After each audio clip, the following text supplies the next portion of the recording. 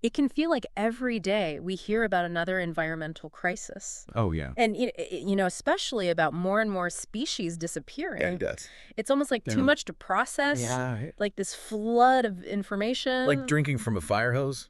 Totally. So for this deep dive, Mm-hmm. we wanted to really get to the core of what matters Yeah. based on this fascinating collection of excerpts, Great material. you sent in. Yeah, really So fascinating. thank you for that. It feels so important right now I agree. to be having this conversation. Absolutely. It's about the Yeah. state of life on Earth. At this point in time, yeah. Yeah, and what really struck me reading this Yeah. was that it's like, Yeah. it's not a simple story. Yeah. On the No. one hand, you Yeah. have people working so hard Yeah. to save individual species. Yeah, like really heroic efforts. It's amazing. And then on the Yeah. other hand, Mm-hmm. there's this bigger picture, absolutely, of the Yeah. planet changing Yeah. so rapidly. So fast. And we are the ones driving it, Yeah. us humans. Humans, yeah. So in this deep dive, Right. let's explore both of these angles, Okay, sounds good. the specific actions Yeah. and also the unintended consequences. Absolutely. To understand humanity's role in all of this. I think that's critical. And then to really think about yeah. what the long-term outcomes might be. Long-term outcomes. All based on, Yeah. what you shared with us. Right. Okay, so Uh, one of the first things that jumped out at me Yeah. was this concept of the frozen zoo the Frozen Zoo? at the Institute for Conservation Research. Part of the San Diego Zoo. Exactly. And Yeah. it's remarkable, It is. but also kind of unsettling Right. It's a little bit, in a way. I mean, I think what's striking is the scale of it. It's huge. It's essentially a library. a library of... Genetic material preserved in liquid nitrogen Wow. at extremely low temperatures. So basically a Yeah. biological safety deposit box Kind of like that. Yeah. for the future. For the future, exactly. And they're storing cell lines Right. from all kinds of species, yeah.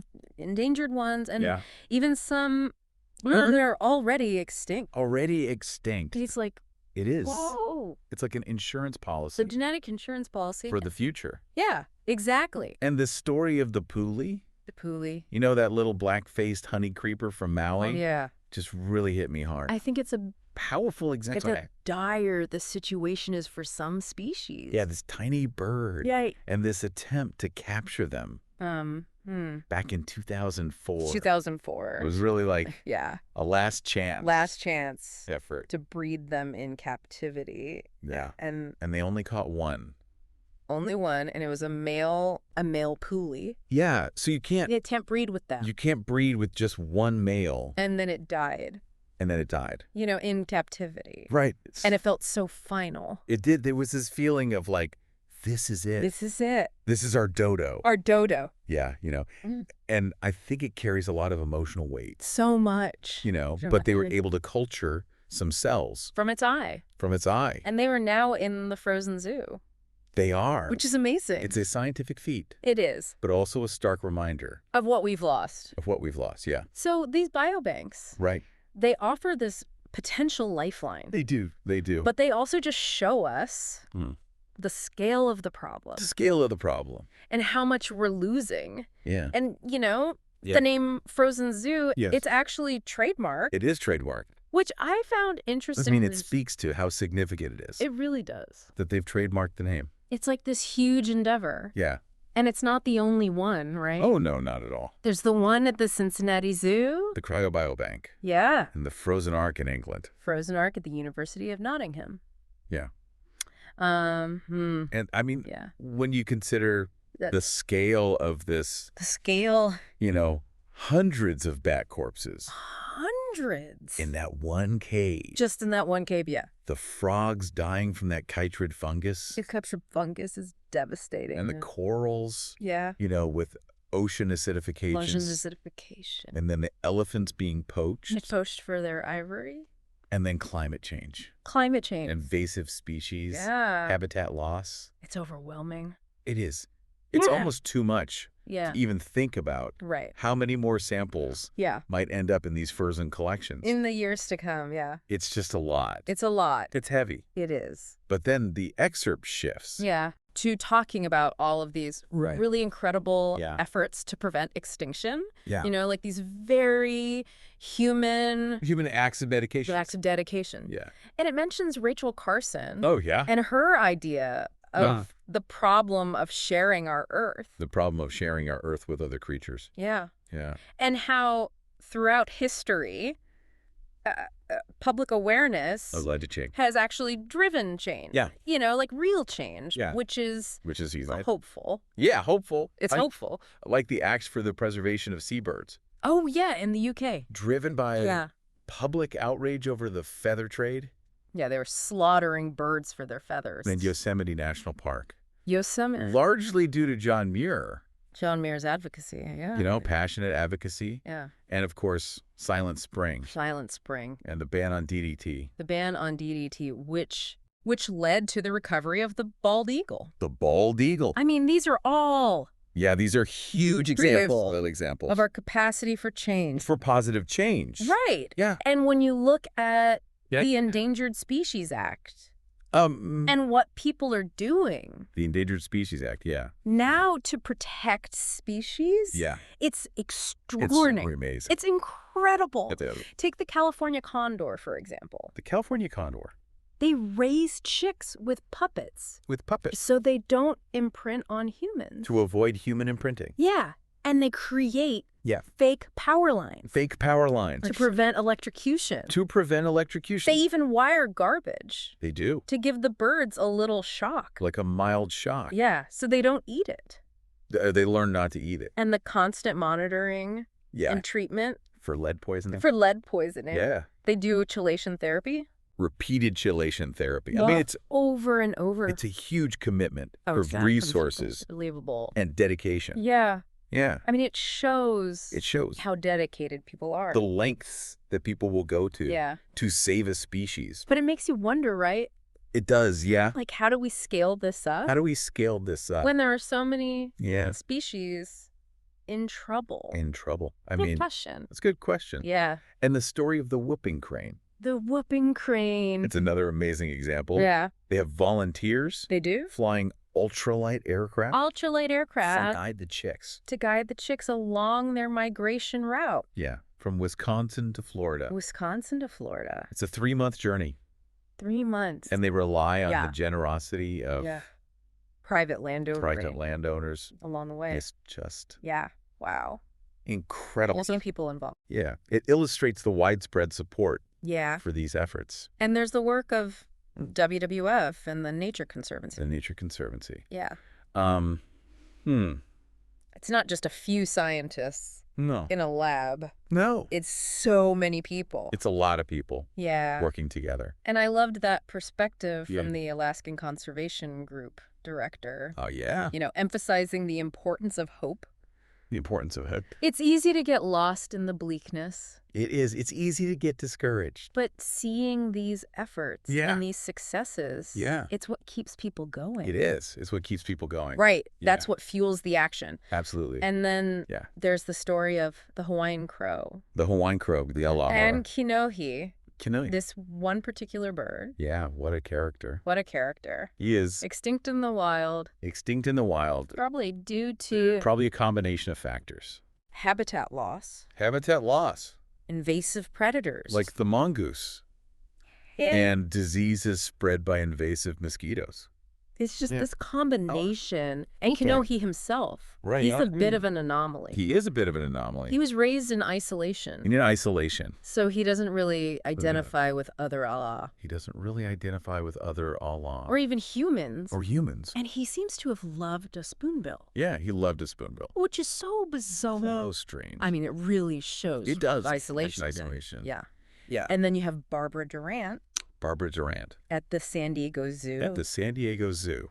and her efforts Yeah. to collect his sperm. I could like his sperm. Right. I mean, the excerpt doesn't shy away It from the conceal it. details. Yes. You know, stroking his cloaca They're stroking his cloaca to get high quality ejaculate. To get high quality ejaculate for artificial insemination. for artificial insemination of females on Maui. Yeah. Yeah.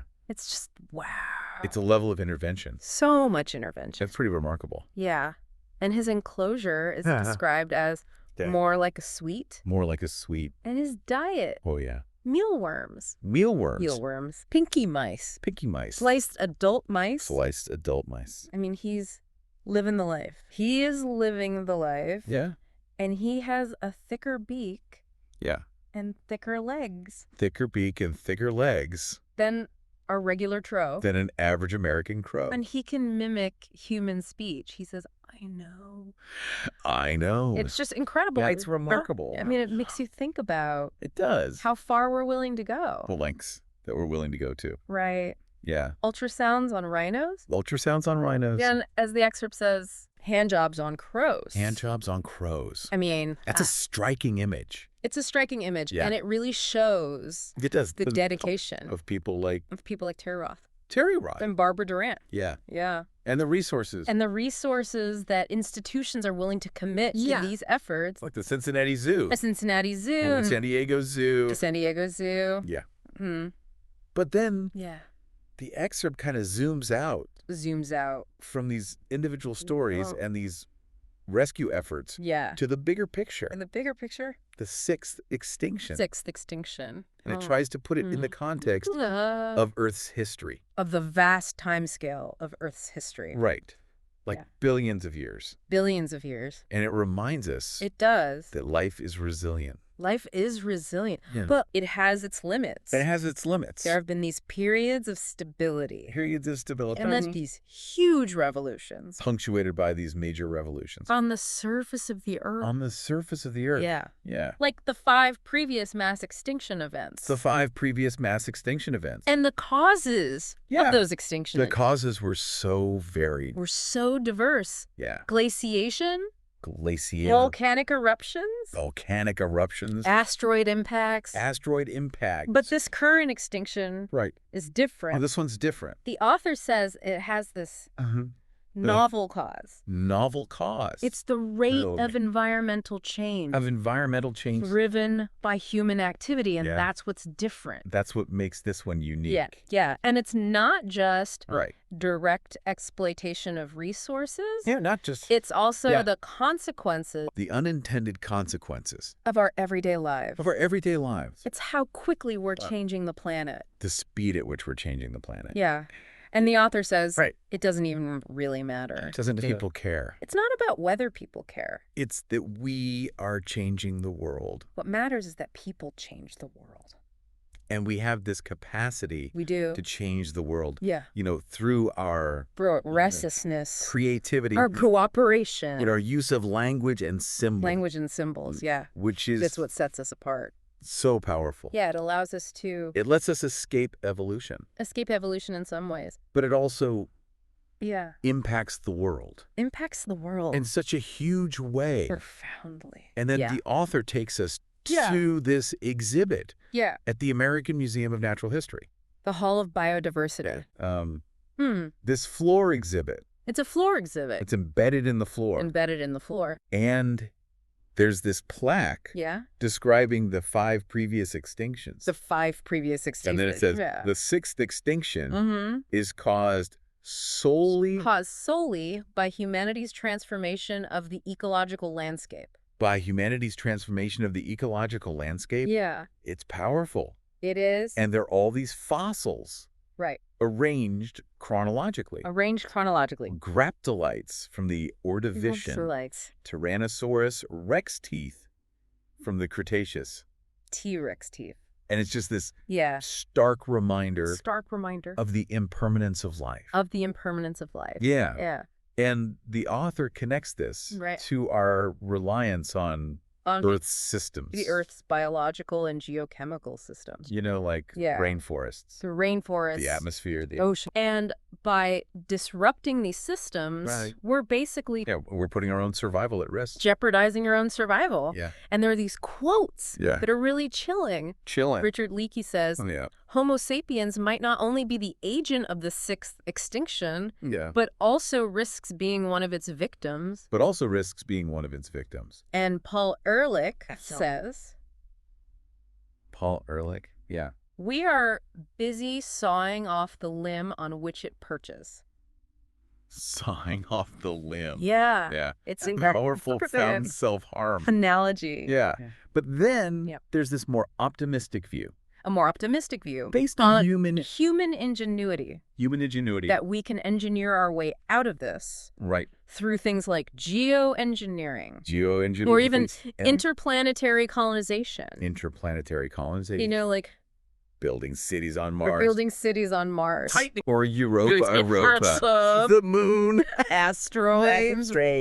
You know, there are so many options. There are so many options. And there's this quote, don't worry, as long as we keep exploring. As long as we keep exploring. Humanity is going to survive. Humanity is going to survive. Yeah. So there's that hope. There's that hope. But the author brings us back. Brings us back to the present moment. This power that we have. This power that we have. Deciding without quite meaning to. Yeah. Which evolutionary pathways will remain open. Which evolutionary pathways will remain open. And which will forever be closed. And which will forever be closed. And that will be our most enduring legacy. Most enduring legacy. It's a profound and unsettling thought. It really is. It is. It brings us back. To that central tension. That central tension. That we've been talking about. We've been talking about. You know? Yeah. These efforts to save individual species. The efforts to save individual species. And then this massive human-driven extinction event. This massive human-driven extinction event. It's a lot. It's a lot to grapple with. It is. Yeah. And it leaves us with this sense of responsibility. It does. You know? Regardless.